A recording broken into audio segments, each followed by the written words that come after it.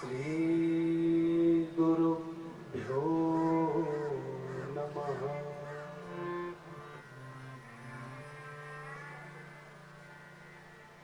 गजाननं भूतगणाधिसेवितम्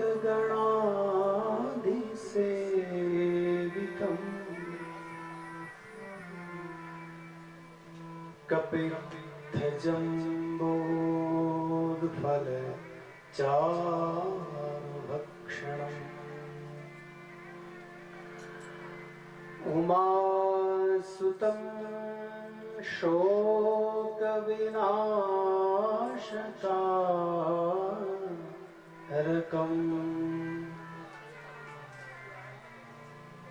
नमामि विघ्नेश्वर पादपङ्कजम्।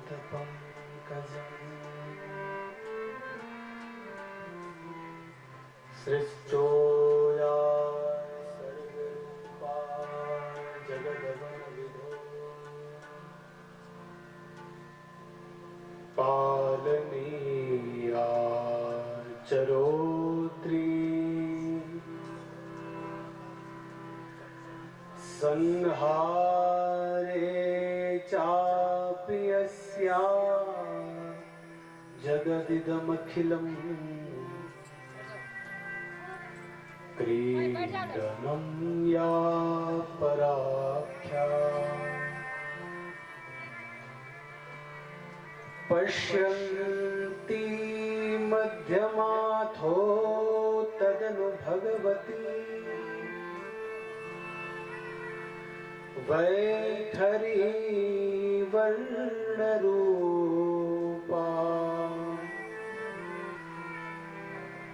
सास्मद्वाचं प्रसन्ना विधिहरिगिरिशा राधितालङ्करोतु।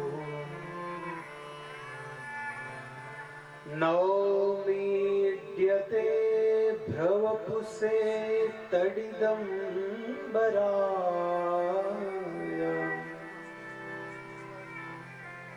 गुञ्जावतं सपरिपेच्छल षण्मुखाय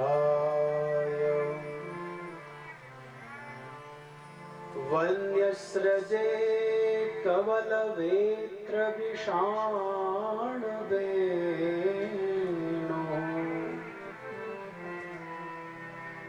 लक्ष्मणस्त्रिये मृदुपदे पशुपाङ्गजाय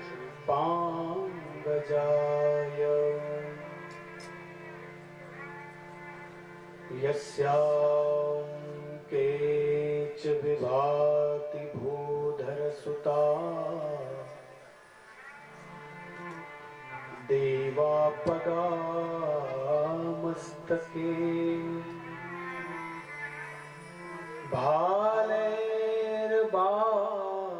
भालैर्बालविदुर्गले च गरलम् यस्योरसिः प्यालराज सोऽयं भूतिविभूषणः सुरवरः सर्वाधिपा सर्वदा सर्वः सर्वगतः शिवः शशिनिभः श्रीशङ्कर पातु माम्। कृष्णं नारायणं वन्दे कृष्णं वन्दे पृथासुतम् कृष्णं द्वैपायनं वन्दे कृष्णं वन्दे जगद्गुरुम्। सच्चिदानन्दरूपाय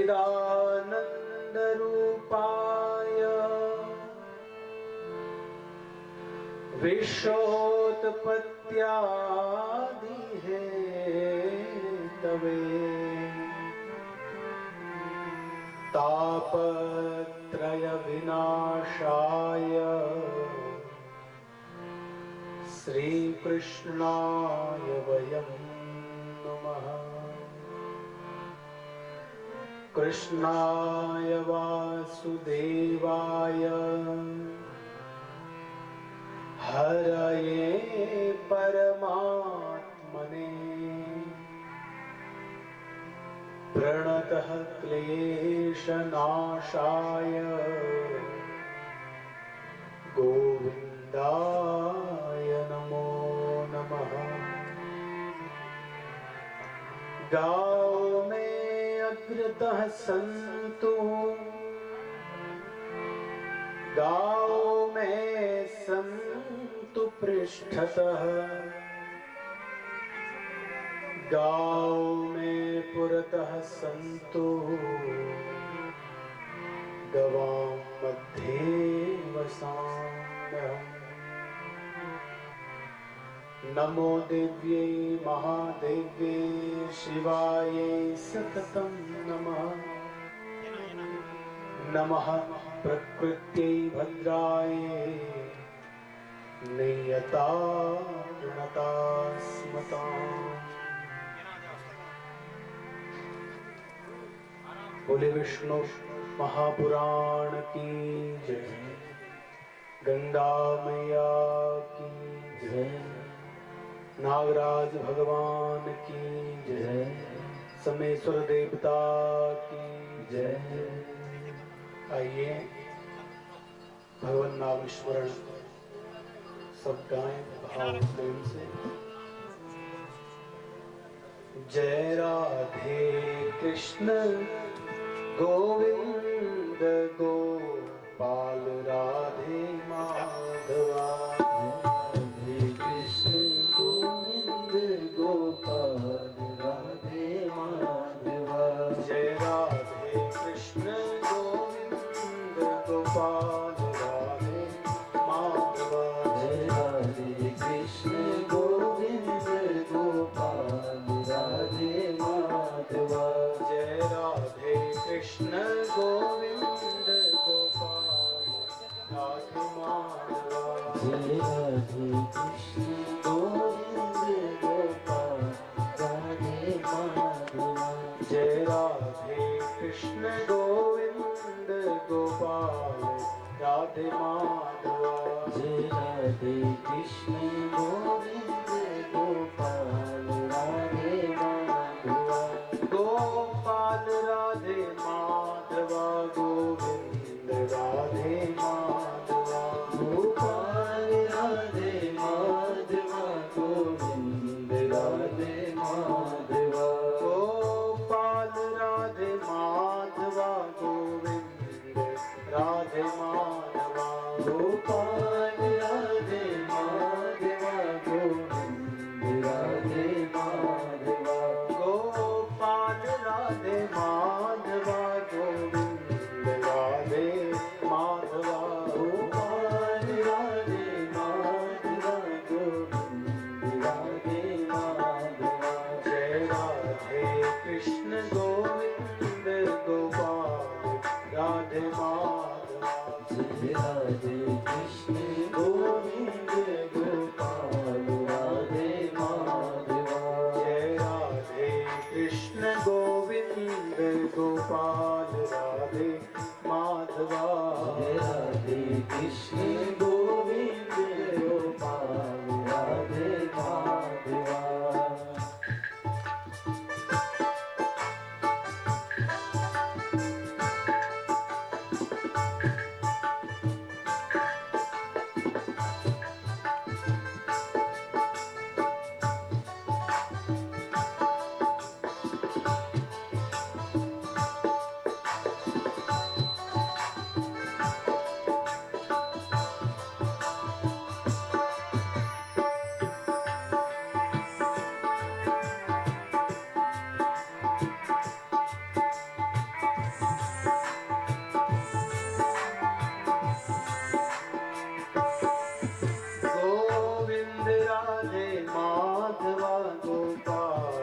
राधे माधवा गोविंद राधे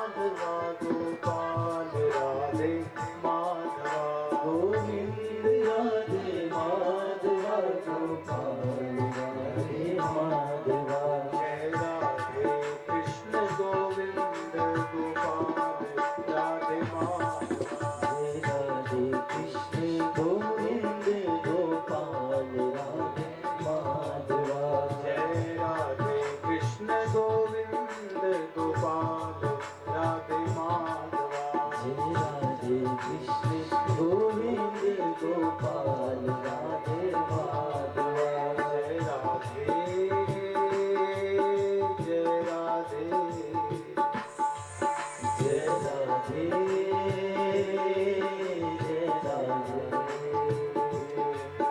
जय राधे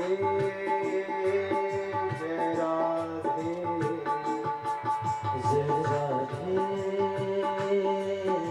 जय राधे जय राधे जय राधे जय राधे जय राधे कृष्ण गोविंद गोपाल राधे माधवा जय राधे कृष्ण गोविंद गोपाल राधे माधवा। जय राधे कृष्ण गोविंद गोपाल राधे माधवा जय राधे कृष्ण गोविंद गोपाल राधे माधवा। गोविंद राधे माधवा गोपाल राधे माधवा गोविंद राधे माधवा गोपाल राधे माधवा। गोविंद राधे माधवा गोपाल राधे माधवा गोविंद राधे माधवा गोपाल राधे माधवा। गोविंद राधे माधवा गोपाल राधे माधवा गोविंद राधे माधवा गोपाल राधे माधवा। जय राधे कृष्ण गोविंद गोपाल राधे माधवा जय राधे कृष्ण गोविंद गोपाल राधे माधवा। जय राधे कृष्ण गोविंद गोपाल राधे माधवा जय राधे कृष्ण गोविंद गोपाल राधे माधवा। जय राधे कृष्ण गोविंद गोपाल राधे माधवा राधे कृष्ण गोविंद गोपाल राधे माधवा। जय राधे कृष्ण गोविंद गोपाल राधे माधवा जय राधे कृष्ण गोविंद गोपाल राधे माधवा।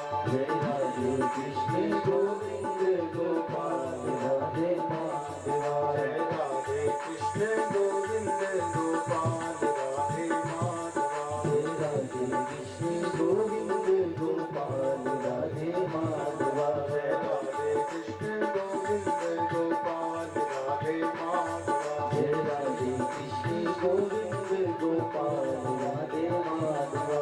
राधे कृष्ण गोविंद गोपाल राधे माधवा जय राधे कृष्ण गोविंद गोपाल राधे माधवा। जय राधे कृष्ण गोविंद गोपाल राधे माधवा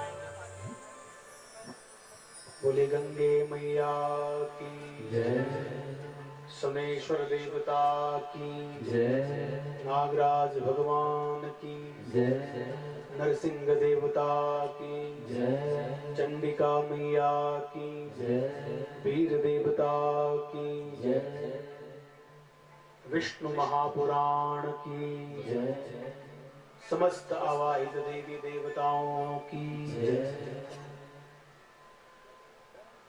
भगवान श्री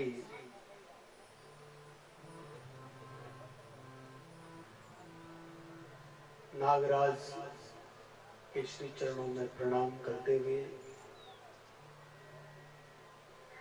परम पावनी मां भगवती भागीरथी के श्री चरणों में प्रणाम करते हुए समस्त आवाहित देवी देवता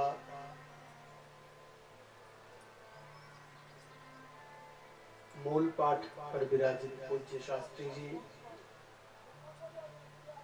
हमारे यज्ञ के जो आचार्य श्री हैं, श्रद्धेय आचार्य श्री के चरणों में प्रणाम करते हुए उपस्थित सभी विद्वत वृंद और हमारे संगीत पर बैठे हुए संगीतकार, आए हुए आप सभी हरि भक्तों को, सभी को व्यासपीठ से मेरा प्रणाम। मां भगवती भागीरथी यह उद्गम स्थली पर, मां गंगा के तट पर हम सब लोग यहाँ पर श्रीमद् विष्णु महापुराण का श्रवण करने के लिए एकत्रित हुए हैं।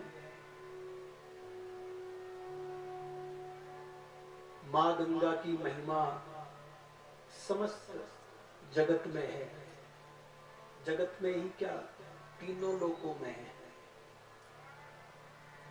कोई भी मां गंगा से अपरिचित नहीं है, सब परिचित है।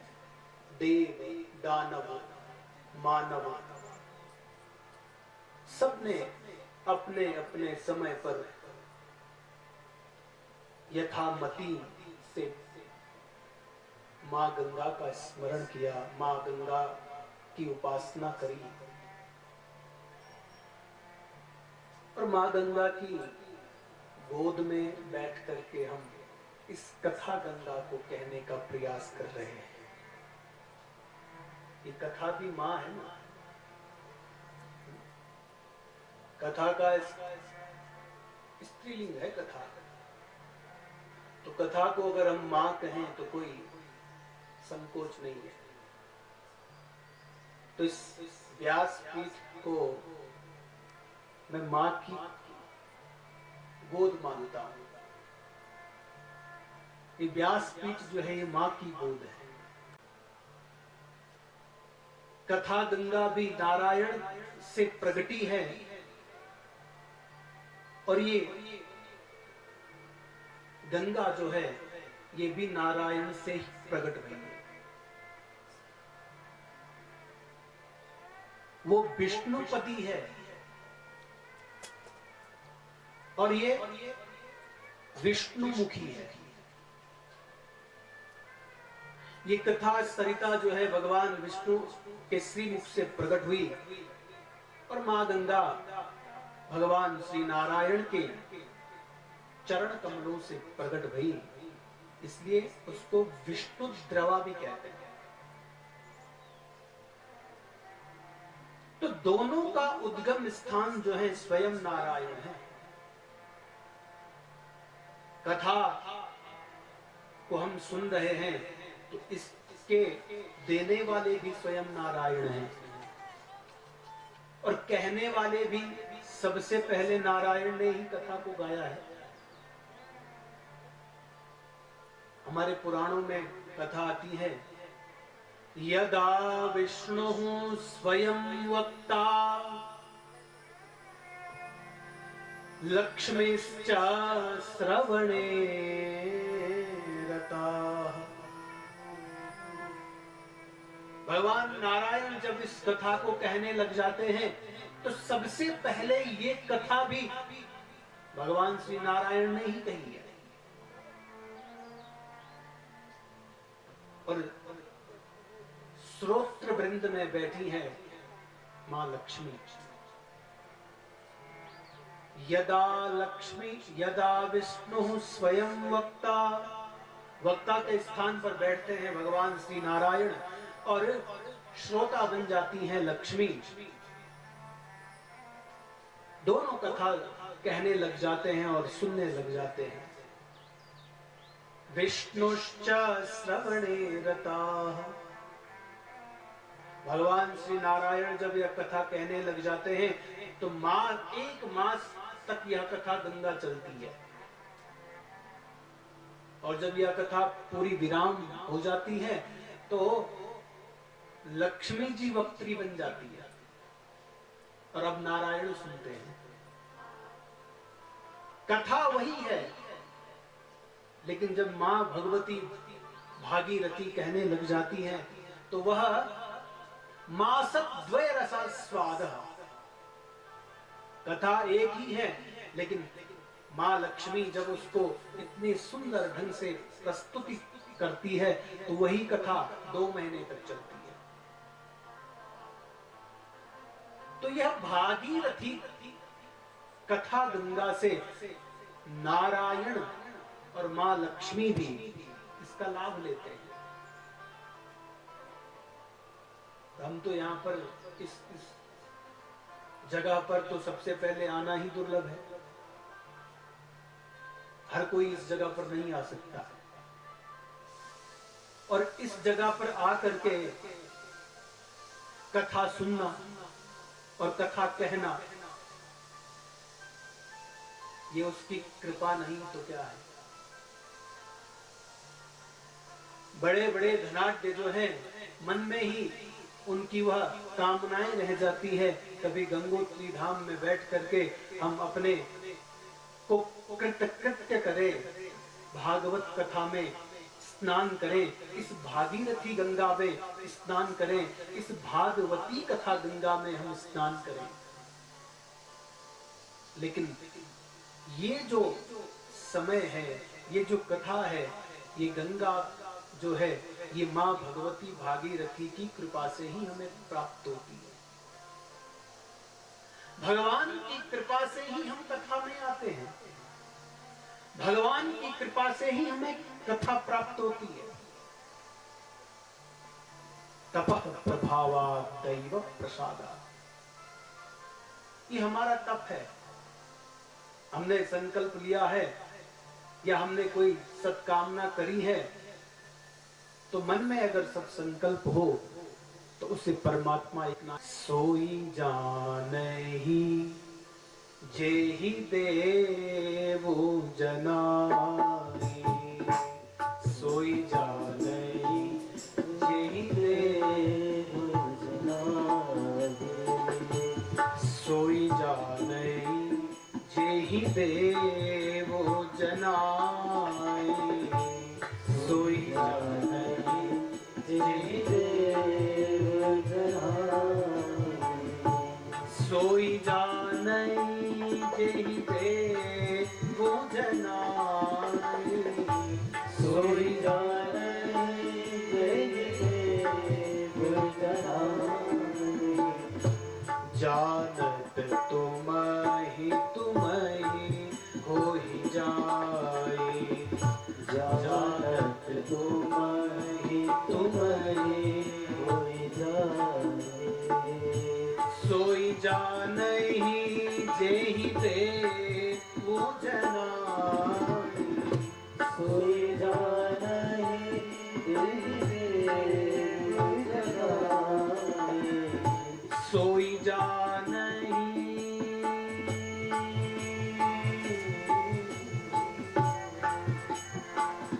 सोई जानहि जेहि देवो जनाहि,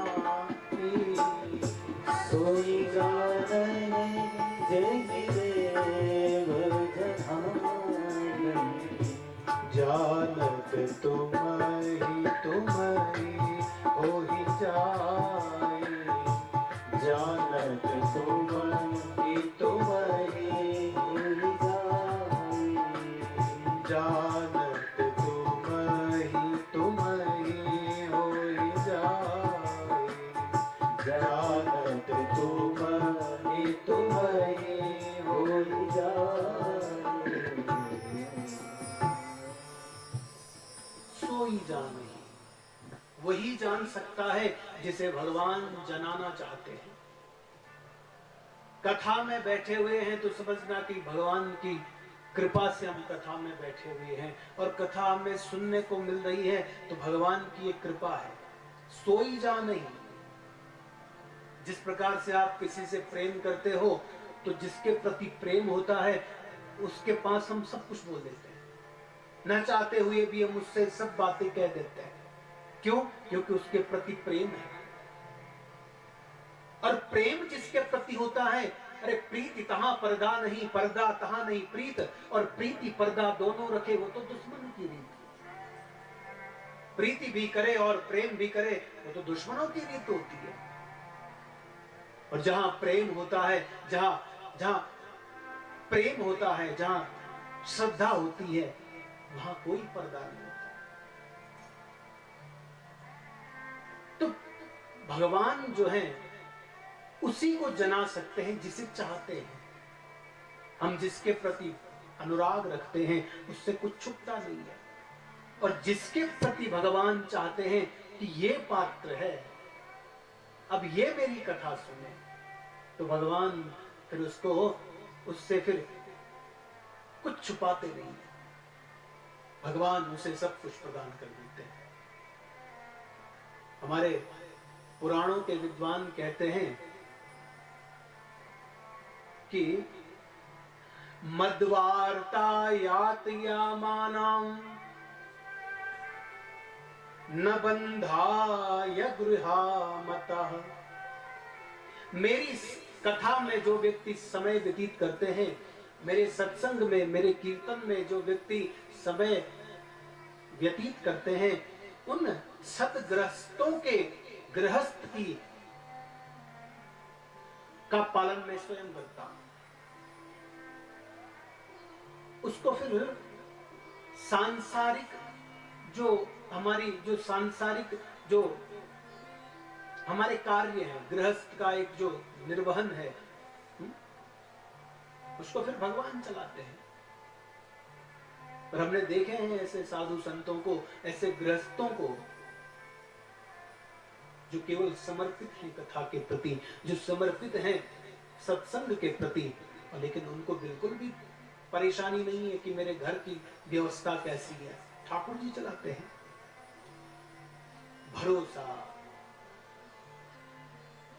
भरोसा है तो भक्ति है, भरोसा ही नहीं है तो फिर ये बहता हुआ जो ब्रह्म द्रव है, ये भी पानी की तरह हमें दिखता है। भरोसा है तो इन पत्थरों की मूर्तियों में भी फिर हमें पत्थर ही दिखता है, जो भरोसा ही नहीं है। और भरोसा है, विश्वास है, तो उसी जड़ से चेतन रूप में भगवान प्रकट होते हैं। ये किसका विषय है? बोले श्रद्धा का। श्रद्धामयोऽयं पुरुषः यो यः श्रद्धः स एव सः। आपकी श्रद्धा है तो भी तो आपकी कथा के प्रति श्रद्धा है, यहां पर खींच लाती है कथा। इतनी चढ़ाई चढ़ने के बाद आदमी सोचे कि अरे अब कौन कथा सुने, चलो जलपान करके अब चलते हैं। तो कथा में आ भी जाएं चढ़ते हुए तो फिर यहाँ पर आराम से थकान से नींद भी आ जाएगी।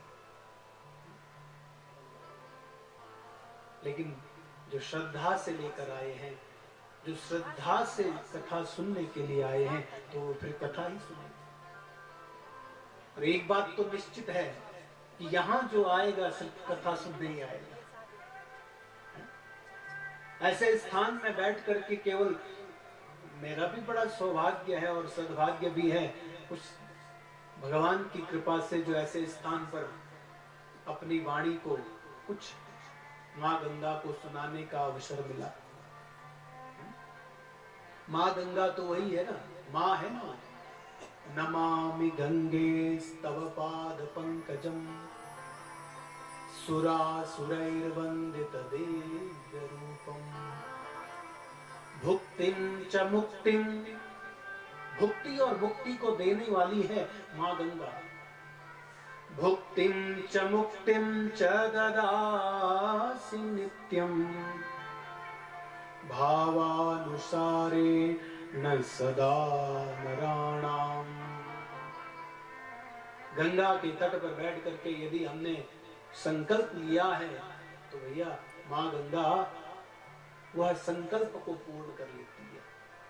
भुक्ति चाहिए तो भुक्ति से भरेगी, मुक्ति चाहिए तो गंगे तव दर्शनात् मुक्ति, उसके तो दर्शन से ही मुक्ति हो जाती है। तो भगवान की कथा जिसे चाहते हैं भगवान उसको ही निमित्त बना देते हैं और उसी को ही इस पांडाल तक पहुंचाते हैं। कथा में और भगवान में कोई भेद नहीं है। कथा अगर हम सुन रहे हैं तो भगवान की सेवा हम कर रहे हैं। जिस प्रकार से मां गंगा का पूजन होता है, प्रातः 4 बजे जब द्वार खुल जाते हैं, कपाट खुल जाते हैं, तो मां गंगा का सुंदर षोडशोपचार से पूजन होता है। जो हमारे तीर्थ पुरोहित हैं उनके द्वारा पूजन अर्चन होता है। तो पूजा की एक विधि होती है। वो अर्चा का विग्रह है जो मंदिर में बैठा हुआ है, और ये कथा चर्चा का विग्रह है। यहाँ चर्चा के माध्यम से भगवान श्री ठाकुर की पूजा हो रही है, और वहां षोडशोपचार से मां गंगा की पूजा हो रही है। तो वो अर्चा विग्रह है और ये चर्चा का विग्रह है। तो दोनों में भेद नहीं है। कथा में और भगवान में कोई भेद नहीं है। कथा ही भगवान है। अगर सीधे अर्थों में कहा जाए तो कथा ही भगवान है। इसलिए भागवत भगवान, इसलिए विष्णु महापुराण, पुराण जो है ये भगवान का ही अंग है। पुराण के प्रति हमारे शास्त्रों में कहा गया है, पुराण का जो विग्रह है, जो स्वरूप है, वह भगवान का ही स्वरूप है। पुराण में और पुराण की कथा में कोई भेद नहीं है। तो भगवान श्री नारायण की कथा अनंत है। कल हमने चर्चा करी थी कि भगवान की कथा के जो पात्र होते हैं, किस प्रकार से भगवान की कथा को हमने सुनना है। स्थान शुद्ध हो, द्रव्य शुद्ध हो। एतस्माद् परम किंचिन मनः शुद्ध्यै न विद्यते। मन को निर्मल बनाने का एक साधन है यह कथा गंगा। चित्तस्य शोधाय कलौ पवित्रम। चित्त की शुद्धि के लिए कथा ही एक उपाय ऐसा है जो हमारे मन को निर्मल बना देता है। मन अगर निर्मल बनाना चाहते हो तो भाई इस कथा का श्रवण करो। निर्मल मन जन सो मोहि पावा, मोहि कपट छल छेद्र न भावा। निर्मल मन, मन निर्मल कब होगा? मन हमारा निर्मल होगा तो वह सत्संग से होगा। मन हमारा निर्मल होगा वह पूजा से होगा। मन हमारा निर्मल होगा तो वह भगवान के कीर्तन से होगा। क्योंकि भगवान के नाम में वो शक्ति है, भगवान की कथा में वो शक्ति है, भगवान के जप में वो शक्ति है। और मन जब निर्मल हो जाए तो मन जब निर्मल हो जाता है तब उसमें भगवान की भक्ति विराजित होती है। देखो हमारे जो पाप के जो द्वार बताए गए हैं ना, वह नेत्र और श्रोत्र।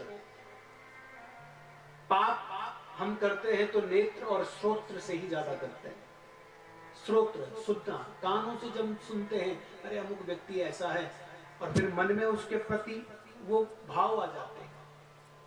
और नेत्र, किसी को हम किस दृष्टि से देख रहे हैं, किसके प्रति हमारा कैसा भाव है, उसके फिर पाप हमारे भीतर विराजित हो जाते हैं। और जब हमारे भीतर पाप बैठ जाते हैं तो हमें फिर कथा अच्छी नहीं लगती, फिर हमें सत्संग अच्छा नहीं लगता। क्यों? क्योंकि पाप बैठा हुआ है ना। जिस बिल के भीतर सांप घुसा हो ना, तो बाहर सांप निकालने के लिए उस बिल में पानी डालते हैं, तो फिर उसको बाहर निकाला जाता है। तो उसी प्रकार से यह कथा रूपी जो जल है जब हमारे कानों में वह पड़ेगा तो फिर हमारे जो पाप हैं वो नष्ट होते जाएंगे। और प्रविष्टः कर्णरंध्रेण, भगवान जो है हमारे हृदय में पाप का स्थान नहीं है, हमारे हृदय में भगवान का स्थान है। क्यों?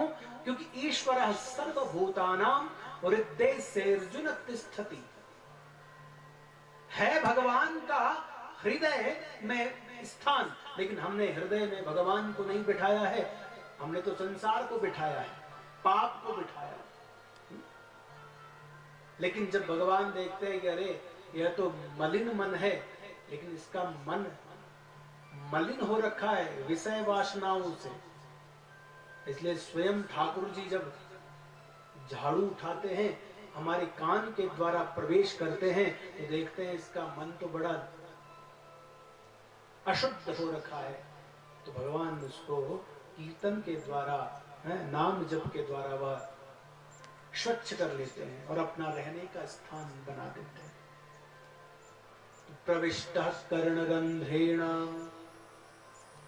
श्वानां भाव सरोरुहम्, तो भगवान अपने रहने का जो स्थान है उसको पवित्र कर लेते हैं और भगवान वहां निवास करते हैं। देहो देवालय प्रोक्ता, यह देह ही देवालय है और इसका जो हृदय है वह भगवान का मंदिर है, और मंदिर में भगवान नहीं रहेंगे तो और कौन रहेगा। इसलिए हृदय से भगवान की भक्ति करें, भगवान की भक्ति ही मुक्ति को देने वाली है। तो ऐसे ही भगवान की कथा को सुनने के लिए सूत जी जो है वो वक्ता के स्थान पर बैठे हुए हैं। देखो, जिज्ञासा जो होती है वह मन में वो कथा के प्रति अनुराग कर देती है। आपकी जिज्ञासा क्या है, और जब जिज्ञासा होगी तो फिर प्रश्न भी होगा, और प्रश्न जब हो तो फिर वह कैसे हो, लोक कल्याण के लिए हो, लोक का मंगल कैसे हो, वह प्रश्न पूछे हैं। और सूत जी वक्ता के स्थान पर हैं। वैसा तो ऐसा कथा आती है पुराणों में कि एक बार सारे देवता गए हैं कहां, ब्रह्मा जी के पास, और ब्रह्मा जी के पास जब गए तो सारे देवता, उन्होंने कहा प्रभु हम पृथ्वी पर गए, लेकिन पृथ्वी पर अब लोग पापाचार, दुराचार, अत्याचार, पाप हर जगह हम देखते हैं, तो कली ने अपना प्रभाव जमा रखा है, तो क्यों ना हम सोचें कि कोई ऐसा स्थान हमें मिले जहां पर हम लोग बैठ करके कीर्तन कर सकें, कथा कर सकें और कथा का हम लाभ ले सकें, हम पूजा जप तप यज्ञ कर सकें। तो ब्रह्मा जी ने सब देवताओं से कहा कि ठीक है, आप यहां पर आए हैं तो आपकी जो जिज्ञासा है, आपकी जो श्रद्धा है, सभी देवताओं का वह मनोभाव देखा ब्रह्मा जी ने, और फिर कहा कि देखो, एतन् मनोमयं चक्रम, मैं अपने यह मनोमय चक्र को आपको दे रहा हूं, जो मया सृष्टम विसृज्यते, मेरे द्वारा यह बनाया गया है, और जहां इसकी नेमी रुक जाए, समझना कि तम देशः तपसा शुभा, वह स्थान जो है, वह जगह जो है, समझना वह सबसे पवित्र तीर्थ है, पवित्र जगह है। आगे आगे मनोमय चक्र गया ब्रह्मा जी का, और पीछे पीछे सारे देवता लोग गए, और आते आते कहा हमारे नैमिषारण्य क्षेत्र में, वहां पर उसकी नेमी जो है वह रुकी और वहां पर सारे देवी देवता ऋषि महर्षि सब वहां पर बैठ करके कथा का आरंभ करने लगे। 88,000 ऋषि हैं। सूत जी वक्ता के स्थान पर बैठे हुए हैं और सूत जी से प्रश्न पूछा है। किसने? मैत्रेय ऋषि ने। पराशरम मुनिम वरम कृत पौर्वाणिक क्रियम मैत्रेयः परिपप्रच्छः प्रणिपत्याभिवाद्य च प्रणिपत्याभिवाद्य च। मैत्रेय मुनि जो है अपने नित्य कर्मों से निवृत्त होकर के सुंदर आसन पर बैठे हैं और सूत जी से पूछा है कि प्रभु त्वत्तो हि वेदाध्ययनं मधीतमखिलं गुरो धर्म शास्त्राणि सर्वाणि तथांगानि यथाक्रमम्। आप तो धर्म शास्त्रों को जानने वाले हैं, आपने वेदांग को जाना है, वेद को जाना है और गुरु कृपा है आप पर, इसलिए आप निसंदेह मेरे जो मन में जो शंकाएं हैं उसको आप दूर कर सकते हैं। देखो हमारे शास्त्रों में भी बताया गया है कि वक्ता के जो लक्षण हैं, श्रेष्ठ धर्मपीठ पर जो विराजित होते हैं उनके भी जो लक्षण हमारे शास्त्रों में बताए गए हैं। विरक्तो वैष्णवो विप्रो वेद शास्त्र विशुद्ध कृत दृष्टांत कुशलो धीरो वक्ता कार्योत निष्प्रिय। विरक्त हो, विरक्तो वैष्णवो विप्रो, वैष्णव हो और धर्म शास्त्रों को जानने वाला हो।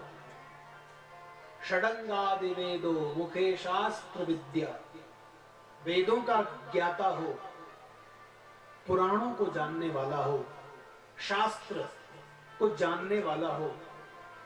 तो ऐसे स्थान पर बैठ करके वक्ता से प्रश्न पूछे गए और फिर उसके समाधान के लिए कहा गया है सोहमिच्छामि धर्मज्ञम।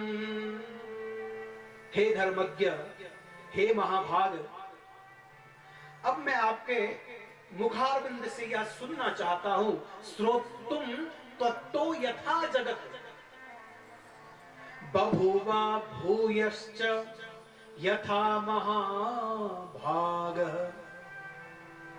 मैं आपके मुखारविंद से यह सुनना चाहता हूं कि इस जगत की उत्पत्ति कैसे हुई और यह जो संपूर्ण चराचर है यह किससे उत्पन्न हुआ है। तो उनकी जो जिज्ञासा जो थी, उन्होंने देखा कि अरे मैत्रेय जी जो हैं संसार लोक कल्याण के लिए यह प्रश्न पूछे हैं। तो उन्होंने कहा कि देखो, एक बार जो मेरे पिता हैं, कौन? पितुः पिता में भगवान वसिष्ठो यदुवाच। वशिष्ठ जो हैं, मैंने सुना है कि एक बार विश्वामित्र प्रयुक्तेना, विश्वामित्र को क्योंकि राक्षसों का प्रकोप था, वह यज्ञ याग आदि कर रहे थे, तो उन्होंने विश्वामित्र को नष्ट कर दिया, राक्षसों को नष्ट कर दिया। विश्वामित्र प्रयुक्तेन राक्षस भक्षिता पुरः। विश्वामित्र जी जो थे वह यज्ञ कर रहे थे और उन्होंने यज्ञ करते करते, क्योंकि जो राक्षस प्रवृत्ति के जो लोग होते हैं वह यज्ञ में विध्वंस करते हैं, और विश्वामित्र जी अकेले ही वहां पर जब वह कार्य यज्ञ आदि कर रहे थे, अनुष्ठान कर रहे थे, तो राक्षसों का इतना प्रकोप था कि उन्होंने विश्वामित्र को ही खा लिया। विश्वामित्र प्रयुक्तेन राक्षसः भक्षितः पुराः। और उसके पश्चात जो है ततो हम राक्षसाम शत्र। अब उन राक्षसों को नष्ट करने के लिए मैंने फिर यज्ञ प्रारंभ किया। और जब मैंने यज्ञ प्रारंभ किया तो भस्मीभूताश्च शतसस्ता तस्मिन् सत्रे निशाचराः। उस यज्ञ के प्रभाव से सैकड़ों जो राक्षस थे वह जल करके भस्म हो गए। और जल करके जब वह भस्म हो गए तब मेरे पितामह वशिष्ठ जी ने मुझसे पूछा कि मामुवाच महाभागो, हे महाभाग, आपका जो यह इतना क्रोध है वह आप पर शोभा नहीं देता। क्यों? क्योंकि मूढ़ जो व्यक्ति होते हैं वह क्रोध करते हैं। मूढ़ानाम मेव भवति क्रोधो। जो मूढ़ व्यक्ति हैं, मूर्ख व्यक्ति होते हैं, उनको क्रोध होता है। इसलिए आप तो ज्ञानवताम हैं, आप तो ज्ञान से संपन्न हैं, तो आपको क्रोध करना ठीक नहीं है। इसलिए आप ये जो यज्ञ कर रहे हैं, अरे राक्षसों की हो गई उनसे गलती, लेकिन उनको पूरा नष्ट नहीं कर सकते। उन्होंने कहा कि ठीक है। हन्यते तात कह केन यतः स्वकृत भुक्युपाम। अरे जरा सोचो, कौन किसको मारता है और कौन किसको जन्म देता है। इसलिए उनका प्रारब्ध था, उनका कर्म था, वह पूर्ण हो चुका है उनका समय। इसलिए आप जो है यह जो यज्ञ है इसको समाप्त कर दो। सत्रम ते विरमत्वेत तक्षमा साराहि साधवा। साधु का जो आभूषण होता है वह तो क्षमा ही उन पर शोभा देती है। इसलिए आप जो हैं इस यज्ञ को पूर्ण करें। तब उन्होंने कहा कि आपके जो पितामह हैं उनका जो आशीर्वाद उनको मिला, त्वया तस्मात् समस्तानि भवाच्छास्त्राणि वेत्स्यति। फिर उनको आशीर्वाद के रूप में वशिष्ठ जी से कहने पर उन्होंने जब वह क्षमा स्वीकार कर ली, तब उन्होंने आशीर्वाद दिया और कहा कि संपूर्ण शास्त्रों के आप ज्ञाता होंगे, वेद अध्ययन के आप क्या होंगे, विद्वान होंगे, और पुराण संहिताओं के आप वक्ता होंगे। कौन? सोहम वदाम्य शेषम ते मैत्रेय परिपृच्छते पुराण संहितां सम्यक ताम निबोधस्य यथातथम्। आप जो है वह पुराणों को जानने वाले और पुराण वेदांग को जानने वाले आप होंगे। और आगे चल करके फिर जब वह नैमिषारण्य क्षेत्र में भगवान की कथा कहने लगे तो आज वहां पर बैठ करके उन्होंने विष्णु महापुराण को कहने का प्रारंभ किया। जब उन्होंने देखा कि भाई सृष्टि का संचार हो रहा है, सृष्टि की उत्पत्ति कैसे हुई है, यह प्रश्न पूछे हैं मैत्रेय जी ने, और फिर 24 तत्वों के विचार, जगत की उत्पत्ति का जो वर्णन है और जगत की उत्पत्ति किस प्रकार हुई उसका वर्णन, भगवान विष्णु का वर्णन और उनके नाम की महिमा का वर्णन कहते हुए सूत जी कहते हैं, हे ऋषियों, आपो नारा इति प्रोक्ता आपो वे नरसूनवः अयनम तस्यता पूर्वम तेन नारायण स्मृतः। नारायण जो है, नार को जल को नार कहते हैं, जल में ही जिसका अयन है वह कौन है? बोले नारायण।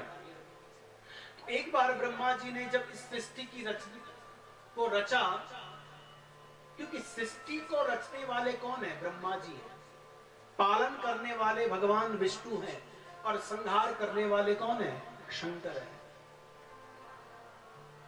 जब देखा उन्होंने, क्योंकि नारायण से ही भगवान ब्रह्मा का प्रादुर्भाव हुआ है,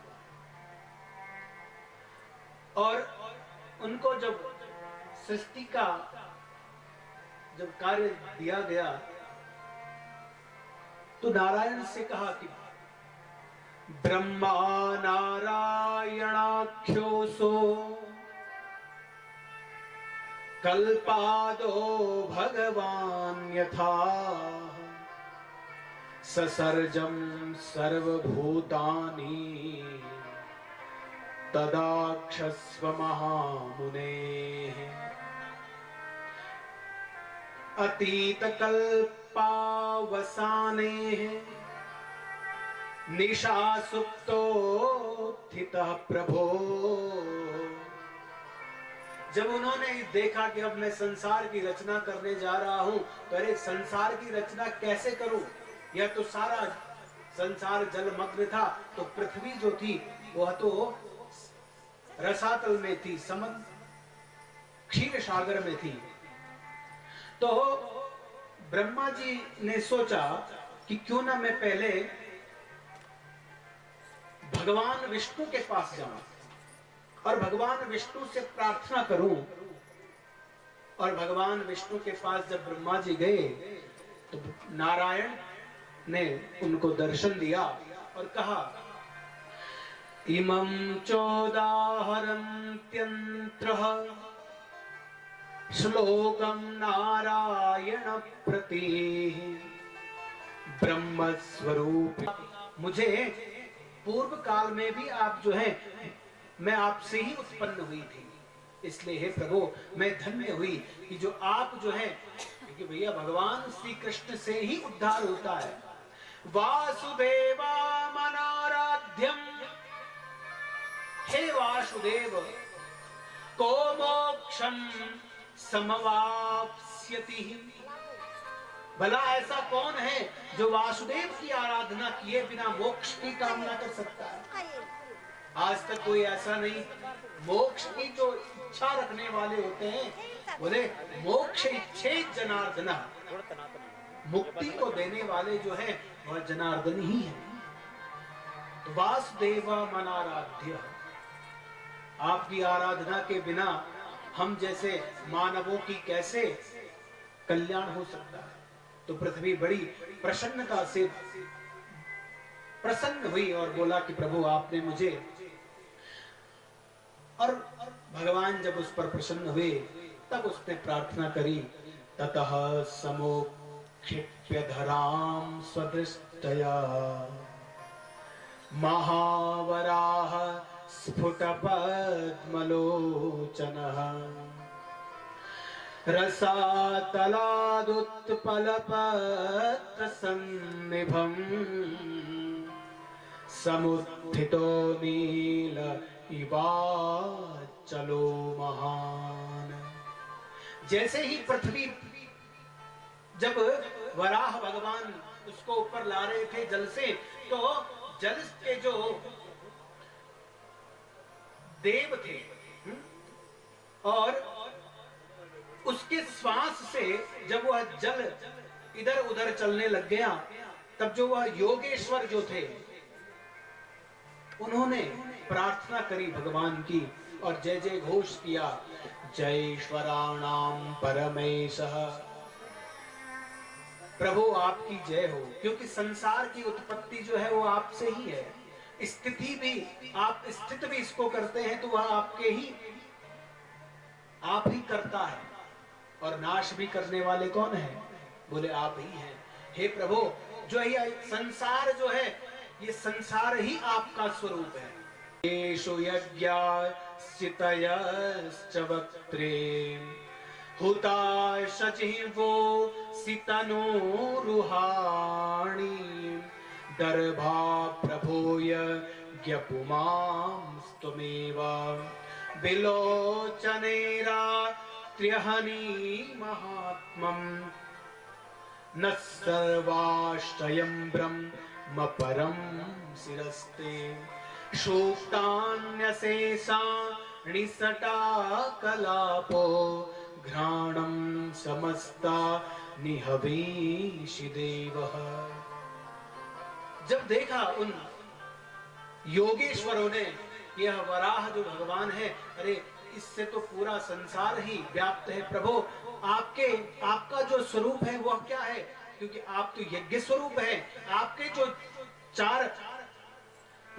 जो चरण है वह चारों वेद हैं, आपके जो दांत हैं वह यज्ञ है, आपका जो वह मुख है वह चित्तियां हैं, और जो ये आपका हुताशन यज्ञादि जो है, यज्ञादि में अगर हम आहुति दे रहे हैं तो वो भगवान की जिह्वा है यज्ञ कुंड में। इसलिए सप्त जिह्वाओं को कहा जाता है, सप्त जिह्वा बनाई जाती है।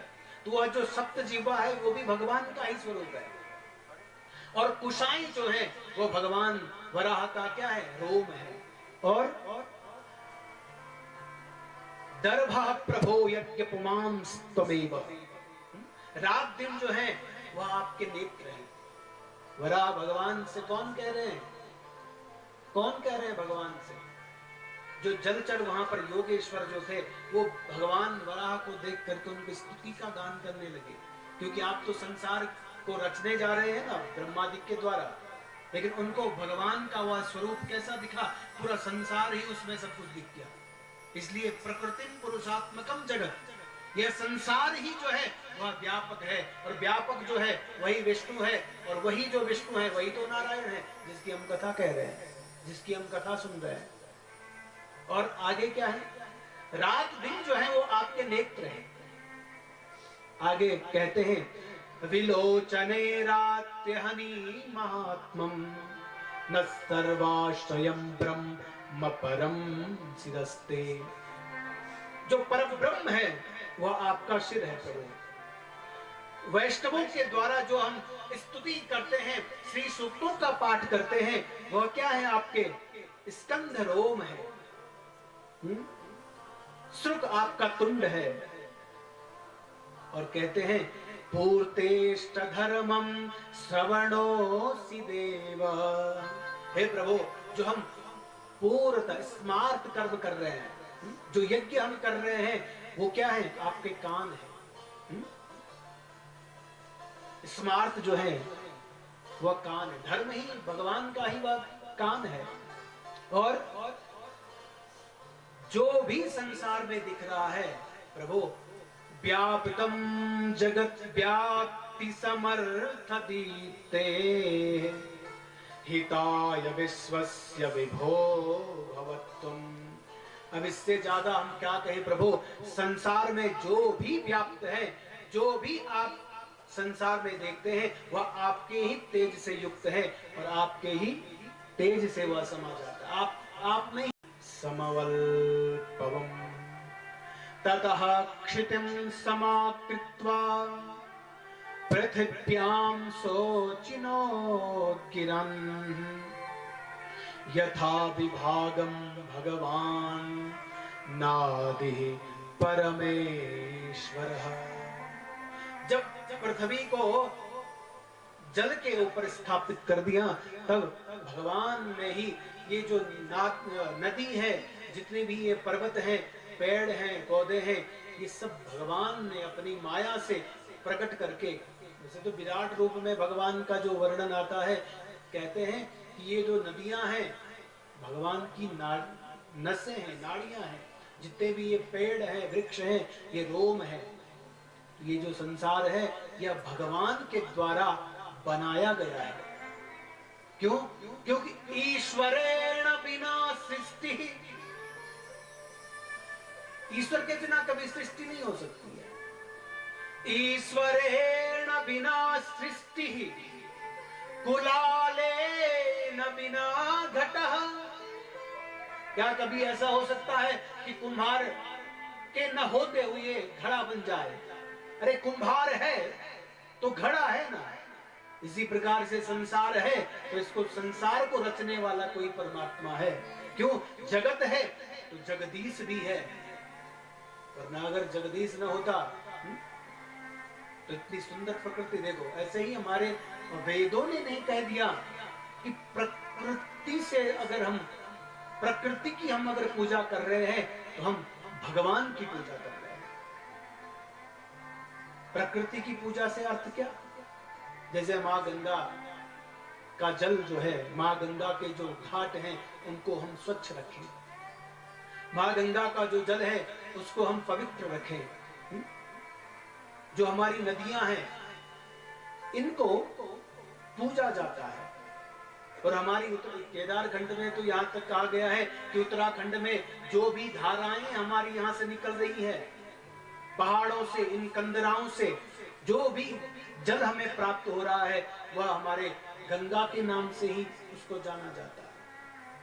गंगा के नाम से, यमुना के नाम से, अलकनंदा, जो भी जल है, चाहे इन पहाड़ों से कोई झरना भी निकल रहा हो, तो ये उत्तराखंड की भूमि, देवभूमि, उसमें भी हम प्रकृति की पूजा, हमारे यहाँ पर्वतों की पूजा होती है, हमारे यहाँ नदियों की पूजा होती है, हमारे यहाँ वृक्षों की पूजा होती है। ये प्रकृति ने हमें कुछ दिया है तो हमारा भी फर्ज बनता है कि हम प्रकृति को कुछ दें। भगवान ने इतनी सुंदर रचना करी है तो हमारा भी दायित्व तो बनता है। भगवान ने हमें यह दिया है तो इसका भी हम सेवा करें। सेवा कैसे? वृक्ष लगाएं, नदियों की पूजा करें, पर्वतों की पूजा करें। अरे हमारे यहाँ पर जब यात्रा होती है, वरुणावत पर्वत की जब यात्रा होती है तो हजारों लोग वहां पर परिक्रमा करने के लिए आते हैं। पर्वतों की पूजा होती है क्योंकि पर्वतों से हमें औषधि मिलती है और औषधि जो है हम सेवन करते हैं। तो संसार में अगर हम प्रकृति से प्रेम कर रहे हैं तो यह जो प्रकृति है वही भगवान का स्वरूप है। भगवान की हम आराधना कर रहे हैं। और आगे चल करके चातुर्वर्ण्यम मया सृष्टा, सभी का जो विभाग है इसका विभाजन किया ब्रह्मादि देवता ने। वैसा ऐसा कहते हैं, यथा च वर्णान सृजत गुणांश्च प्रजापतिः यच्च तेषां समस्मृतं कर्मं विप्रादीनां तदुच्यताम्। संसार में जो वर्ण व्यवस्था है ये भगवान के द्वारा स्थापित की गई। अपने अपने कर्म में रह करके, अपने अपनी मर्यादा में रह करके हम अपने कर्म के द्वारा उस परम तत्व को प्राप्त कर सकते हैं। और ब्राह्मणाः क्षत्रिया वैश्याः शूद्राश्च द्विजसत्तमम् पादौर्वक्षस्थलतो मुखतश्च समुद्गतः। भगवान ब्रह्मा जी ने यह ब्राह्मण, क्षत्रिय, वैश्य, शूद्र आदि का 4 वर्णों की स्थापना करी। और कहते हैं कि स्कंद महापुराण में कहते हैं कि जब यह 4 वर्ण जो है यह जब नष्ट हो जाएंगे, हैं, कली का जब प्रभाव हो जाएगा, अति प्रभाव जब हो जाएगा तो भगवान कल की रूप में प्रकट होंगे, तो किसी ब्राह्मण के घर जन्म लेंगे। और जन्म लेने के बाद पुनः स्कंद महापुराण में कथा आती है कि बद्रीनाथ से आगे एक जगह है, बोलते हैं कि कलापक ग्राम वहां पर है। तो वहां पर भी जब वर्ण व्यवस्था सब समाप्त हो जाएगी, सब कली अपनी जगह अपना प्रभाव सब नष्ट भ्रष्ट कर देगा, तब भगवान कल की जब प्रकट होंगे, तब बद्रीनाथ सिवा कलापक ग्राम से ब्राह्मण क्षत्रिय वैश्य शूद्र आदि पुनः स्थापना करेंगे और फिर सतयुग का प्रारंभ हो जाएगा। ऐसे पुराणों में कथा मिलती है। आज भी हमने सुना है वहां पर कि एक कलापक नामक एक ग्राम है, पुराणों में जो वर्णन आता है उसका। तो हम अपने कर्म के द्वारा, अपने कर्म देव धर्म, अपने अपने कर्म में रह करके, अपनी अपनी मर्यादा में रह करके हम अपने जीवन का निर्वहन करें। और आगे चल करके स्वयंभू मनु हुए हैं और उनके द्वारा जो सृष्टि कर्म चला उसका हम श्रवण करेंगे। तो कुछ मिनट थोड़ा सा भगवान नाम स्मरण हम सब गाएं भाव प्रेम से। गाओ गोविंद गोपाल राधे माधवा रे, गाओ गोविंद गोपाल राधे माधवा रे, ओ गाओ गोविंद गोपाल राधे माधवा रे, गाओ रे राधे माधवा रे, राधे माधवा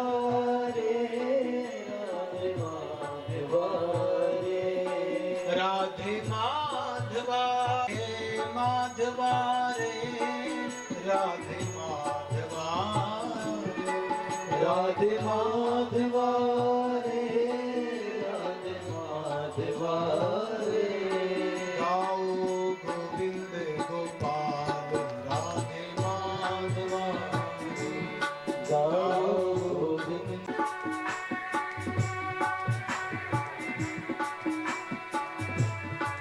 युद्ध में खड़ा है, गाओ गोविंद गोपाल राधे माधवा, गाओ गोविंद गोपाल राधे माधवा, गाओ गोविंद गोपाल राधे माधवा, राधे माधवा रे, राधे माधवा।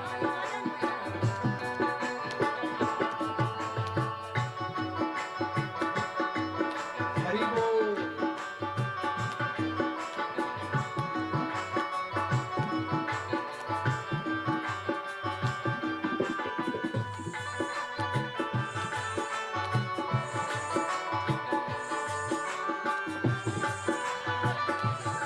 हो राधा संग में खड़ा गीता ज्ञान वाला, हो राधा संग में खड़ी है वंशिता वान में, राधा संग में खड़ी है वंशिता वाले, हो राधा संग में खड़ी है वंशिता वाले, राधा संग में खड़ी है वंशिता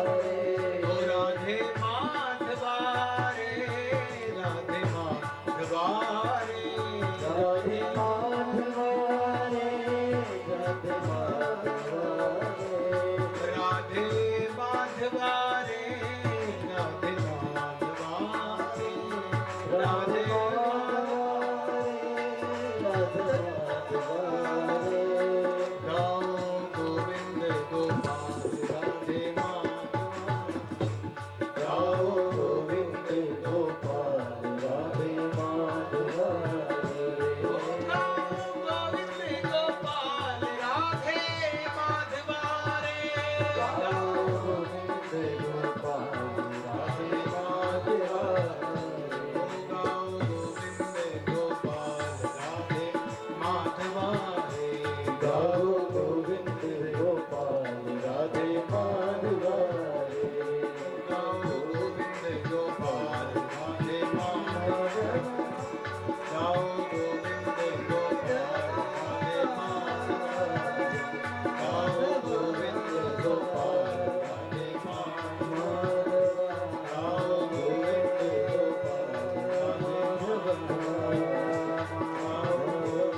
गोपाल राधे माधवाए। गाओ गोविंद गोपाल राधे माधवाए। गाओ गोविंद गोपाल राधे माधवाए। बोलिए कृष्णचंद्र भगवान की जय गंगा मैया की जय। नागराज भगवान की जय। तो भगवान की कथा और भगवान की लीला का जो वर्णन है, कहते हैं कि भगवान ने जब इस सृष्टि को रचा है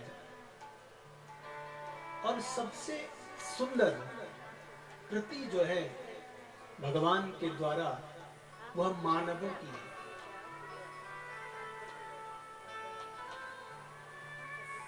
भगवान जब मानवों का निर्माण करने लगे तो उनके भीतर एक सुंदर स्थान दिया। वो क्या था? बोले हृदय। और हृदय का जो काम होता है वह बड़ा पवित्र होता है। इसलिए हमारे संत भी कहते हैं ना कि दिल तो प्यारा है मगर इस दिल से भी दुलारा तू है। जिसने इतनी सुंदर ये मानव की रचना करी है तो वह कितना सुंदर होगा। इसलिए हमारे साधु संत जो हैं आज भी इन कंदराओं में बैठ करके उस पर ब्रह्म का चिंतन करते रहते हैं कि एक बार भी देखो, कहीं हम कोई स्थान पर हम जाते हैं तो वहां की जो पवित्रता है, वहां का जो वातावरण है वो छू लेता है। और जब वह छू लेता है तो किस प्रकार से छूता है? बोला गुण से। क्योंकि जिसके भीतर गुण विद्यमान है उसी के प्रति व्यक्ति आकर्षित होता है। तो भगवान के द्वारा यह जो बनाया गया है हमारा यह सुंदर मानव तन, इस मानव तन से हमने करना क्या है? ये मानव तन बना करके भगवान ने सोचा था, भगवान ने कि इस तन से, इस नर तन से हम सुर बने, देव बने। क्या हम देव बन पा रहे हैं? सुर तो छोड़ो, दिन प्रतिदिन असुर बनते जा रहे हैं। ये मानव देह हमें मिली है, ये मानव जन्म हमें मिला हुआ है, तो यह किस लिए मिला है? देव बनने के लिए, सुर बनने के लिए हमें यह मानव तन मिला है। और यह एक जन्म का प्रताप नहीं है। शायद एक जन्म का प्रताप होता तो हम न जाने कथाओं को सुनते सुनते मुक्त हो जाते। ये एक जन्म का पुण्य तो नहीं हो सकता। अनेक जन्म संसिद्ध, अनेक जन्मों का यह पुण्य हमें मिला हुआ है, ये मानव तन। और इस मानव तन में भी भगवान ने अपना स्थान बनाया है कि हे मानवों, मैं आपके ही भीतर विद्यमान हूं। बोले कहा? ईश्वरः सर्वभूतानां हृदये से अर्जुन तिष्ठति। हृदय में भगवान रहते हैं। और जब हमारे भीतर भगवान का वास होता है, भगवान का वास का मतलब क्या है? उनके गुण हम में विद्यमान होते हैं। कल भी हम कथा में चर्चा कर रहे थे कि हम जिस देव की पूजा करते हैं, जिस देवता की हम उपासना करते हैं, उनके गुण, उनका रूप हमारे में विद्यमान होता है। जिसकी आप अर्चना कर रहे हैं, उसका वह स्वरूप, उसका वह गुण हमें आएगा ही। और जब वह गुण हमारे भीतर आते हैं तो फिर हम देव भी बन जाते हैं और असुर भी बन जाते हैं। और आज भी हमारे यहाँ पर देखते हैं कई स्थानों पर बलि प्रथा होती है।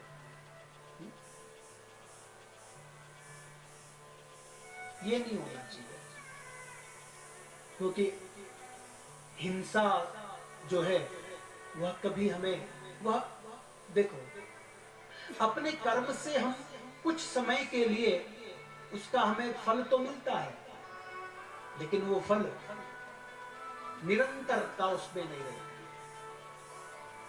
क्योंकि कर्म का भोग तो भोगना ही पड़ेगा। इसलिए हमारे जो धर्मशास्त्र हैं वो कहते हैं कि कर्म आप कीजिए, कर्म प्रधान विश्व करी। आप तो सब जानते हैं, आप लोग जो सब भक्त लोग हैं, कथाओं को जानते हैं, ऐसे पुण्य स्थान पर रहते हैं, यहाँ पर तो वक्ता अलग होंगे लेकिन कथा तो वही है। कर्म अगर हमारे सही हो, कर्म अगर हमारे ठीक हो, तो अवश्यमेव भोक्तव्यम कृतम कर्म शुभाशुभम। एक भगवान के द्वारा हमें यह मानव शरीर दिया है गिफ्ट के रूप में, तो हमारा भी फर्ज बनता है कि जब प्रभु भगवान ने हमें कुछ दिया है तो हम भी सत्कर्मों से कुछ भगवान के धाम को जब जाएं तो भगवान भी बोले कि हाँ, मैंने इसको मानव बना करके सही निर्णय लिया है। कर्म हमारे ऐसे हो, गुण हमारे ऐसे हो कि हमारे शरीर से पहचान न हो, लेकिन हमारे कर्मों से पहचान हमारी। शरीर का क्या है, वो तो हम धनानि भूमोपसवस्य गोष्ठे भार्या गृहे द्वार जनाः शमशाने देहश्चितायाम। इस देह का क्या है, ये तो चिता तक ही साथ में आती है, लेकिन आगे की जो यात्रा होती है वो क्या होती है? धर्मानुगो गच्छति जीवैका, उसके साथ केवल धर्म जाता है। तो यह शरीर से हमने करना क्या है? बोले धर्म करना है। धर्म के जो पाठ बताए गए हैं, यज्ञ, अध्ययन, दान, इनके द्वारा हम धर्म कर सकते हैं। और एक बार भी ऐसा नहीं, रामचरितमानस में तो गोस्वामी जी लिखते हैं, कबहु की करी करुणा नर देहि, कबहु की करी करुणा नर देहि, कबहु की करी करुणा नर देहि। ये जो देह हमें मिला हुआ है, नरतन, ये मानव तन, ये भगवान ने करुणा का प्रसाद है। ये करुणा से भगवान ने हमको दिया हुआ है, और फिर हम उस भगवान की आराधना छोड़ें तो किस बात जमी नहीं। जंतु राम नर जन्म दुर्लभ मतः पुंसत्वं ततो विप्रत। एक तो नरतन मिला है और उसके बाद भी ब्राह्मण जन्म, और ब्राह्मण में भी है ऐसे धाम में जन्म, और ऐसे धाम में भी है सेवा करने का, कथा सुनने का